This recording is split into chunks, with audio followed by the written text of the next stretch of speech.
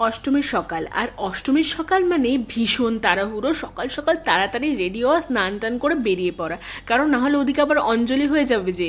তো আমি আর মা বেরিয়ে পড়েছিলাম, আর আমরা দুজন বেরিয়েছিলাম খালি পায়ে, যেহেতু পুজোর থালা হাতে ছিল তাই আমরা এটা নিয়েই হাসছিলাম যে আমাদের পায়ে তখন গরম সেক লাগছিল, কারণ পিচের রাস্তা ভীষণ গরম হয়ে গেছিলো।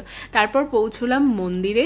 মন্দিরে পৌঁছে মাকে দেখে মনটা একদম শান্ত। তারপর এখানে আমরা সবার সাথে বসে অঞ্জলি দিলাম, তারপর ওখান থেকে বেরিয়ে এলাম। তারপরে যা গরম পড়েছিল, থ্যাংক গড কি আমি মেকআপ করি না। সকালের দৌড়ঝাঁপ সামলানোর পর এবার আসে বিকেলবেলা। একটু রেস্ট টেস্ট নিয়ে বিকেলবেলা রেডি টেডি হয়ে আবার বাবা মায়ের সাথে বেরিয়ে পড়লাম। পুজোর তো এই কয়েকটা দিনে একটু একটু না ঘুরলে হয়, টায়ার্ড হয়ে পড়লে তো চলবে না।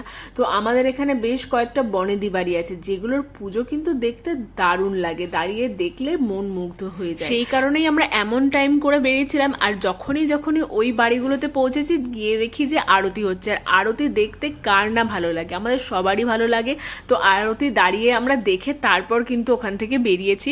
আর এইখানটায় ছিল, এই পিছন দিকটা বড় মায়ের মূর্তি, আর সামনে যে মূর্তিটা ছিল যেটাতে আরতি হচ্ছিল, সেটা এত কিউট যে আমি বলে বোঝাতে পারবো না। আজকের মতো অষ্টমী আমাদের সর্টেড। এই দেখো এরা দুজন হেঁটে হেঁটে বাড়ি যাচ্ছে, আমিও চললাম তার ওদের সাথে বাড়িতে। টাটা, দেখা হচ্ছে নেক্সট ভিডিওতে।